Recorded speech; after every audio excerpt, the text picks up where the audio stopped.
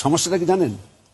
সমস্যাটা হলো, এটা যদি খুব ভিতরে যেতে হয়, সমস্যা এগুলো যারা ভারতে গিয়েছিলেন মুক্তিযুদ্ধের নামে, তারা আসার পর মনে করেন তারা এই দেশটাকে দখল করেছে এবং তারা এই দেশে সবসময় শত্রু দেখে।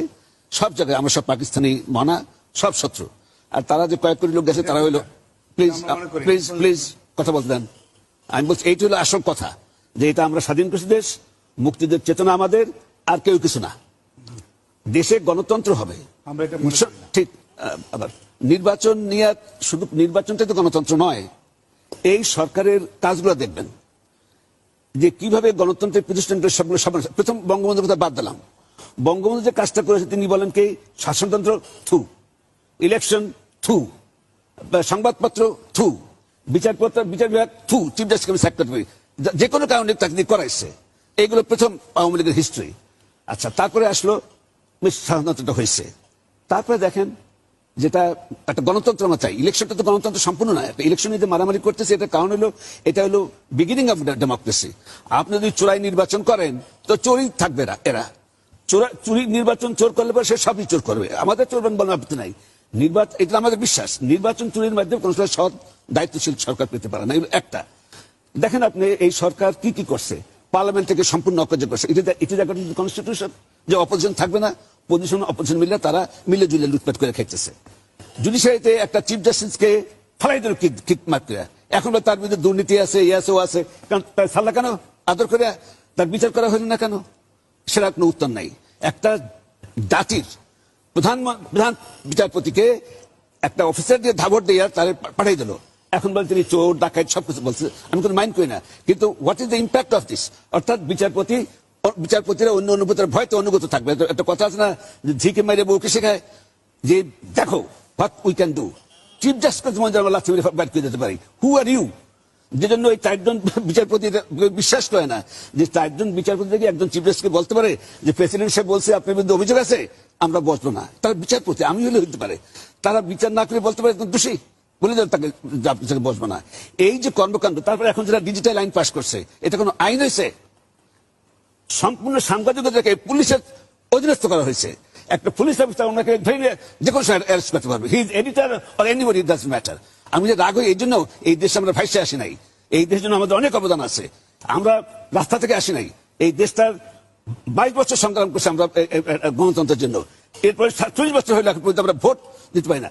সব কথা বাদ দেন, মনে হয় এটা বিএনপি আর আওয়ামী লীগের বাবার সম্পত্তি। ইট ইজ নট বিএনপি আর আওয়ামী লীগের বাবার সম্পত্তি, এটা আমার সম্পত্তি। আমি ভোট দিতে পারছি না কেন? আমাকে নিরপেক্ষভাবে এটা ভোট দেওয়ার সুযোগ দেন।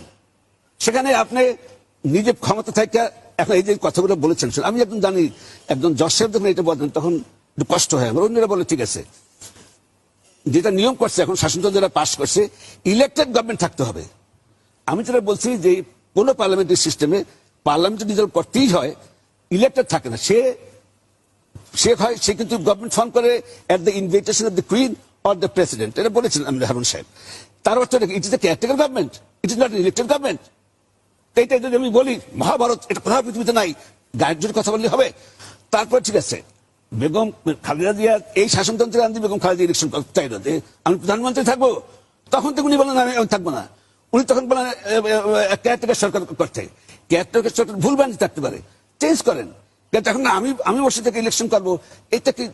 এটা কোনো বুদ্ধিমানের কথা, ন্যায় বিচারের কথা হইলো? আপনি একটা কথা কি জানেন, এই যে ডিজিটাল আইন, এইরকম আইন কোনো পাগল ছাড়া পাশ করতে পারেন বিশ্বাস করি না। যে সম্পূর্ণ সাংবাদিকতাকে একটা পুলিশ অফিসারের হাতে দিয়ে দেওয়া হয়েছে। একজন ডিরেক্টর থাকবে, তার কাছে কথা ছিল থাকবে, হ্যাঁ থাকবে, কিন্তু ডিরেক্টর দিয়ে দিয়েছে তিনি কিন্তু পাওয়ার ডেলিগেট করতে পারেন ইভেন পুলিশ অফিসার। আর তার একটা কথা দেখেন, সেই জন্য ইলেকশনটাই গণতন্ত্র না, চরিত্র দেখতে হবে গভর্নমেন্টের। তারপর দেখেন নিষেধ, এই যে ডিজিটাল আইন পাস করছে, পার্লামেন্টের স্ট্যান্ডিং কমিটি কিন্তু রেকমেন্ড করছে যে কোনো অ্যারেস্ট করা যাবে না ডাইরেক্টর তার পারমিশন ছাড়া, অনুমতি ছাড়া। উনি শুক্রবারে ছুটি থাকবেন না না না, শোনেন না। তারপরে কি করলো, জাতীয় পার্টির এক ভদ্রলোক এমপি, দ্বারা এটা আওয়ামী লীগ না, সেটাই বলল না, এটা বলে তো পুলিশের কাজে বাধাপ্রাপ্ত হবে, দিয়ে দিল ফেলাইয়া। তারটা কি, if Manik was there he would have been under police constable. সবটা দেখবেন, সম্পূর্ণ দৃষ্টি দেখবেন যে একটি দূরদর্শন যেটা কি, যে আমরা আসছি, আমরা ক্ষমতায় থাকবো। আচ্ছা শোনেন একটা কথা কি জানেন, দুর্নীতিতে আপনারা এগ্রি করবেন না, দুর্নীতি দেশটা ছাইয়ে গেছে, সকলেই বলে পুলিশ দুর্নীতিতে ফার্স্ট হয়ে যাইতেছে এবং পুলিশ যে সবকিছু আপনাদের শাসন করতেছেন। এই যে হামলা মামলা অপোজিশনকে ফেস করেন, পলিটিক্যাল ফেস করেন। সরওয়ার্দী সাহেব অপোজিশন ফেস করছে, মুসলিমরা ফেস করছে পলিটিক্যালি, সে হামলা মামলা দিয়ে করে নাই।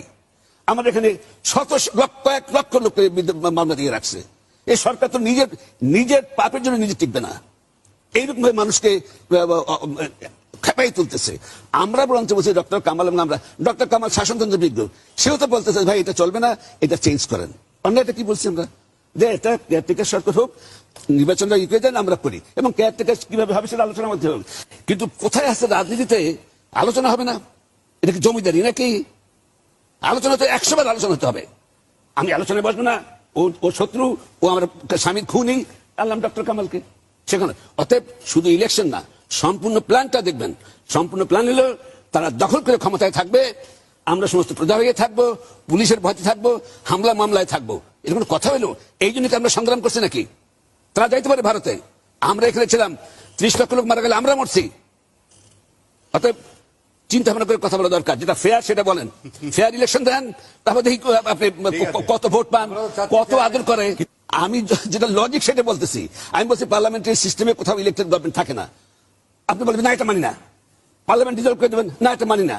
বলেন যে আগে অরিজিনাল, এক কথা শোনেন, আপনি বলেন অরিজিনাল শাসনতন্ত্র ছিল না, শোনেন না ভাই একটু, এত তো আপনি শোনেন। অরিজিনাল শাসনতন্ত্র ছিল, তখন তারা আপনার মানেন নাই, এটা কোন দেশি কথা? অরিজিনাল শাসনতন্ত্র অনুযায়ী তো বিএনপি প্রাইম মিনিস্টার ইলেকশন করতে চাইছিল, তখন তো দেন নাই। সবই আপনাদের কথা মতো চলতে হবে। আমরা কি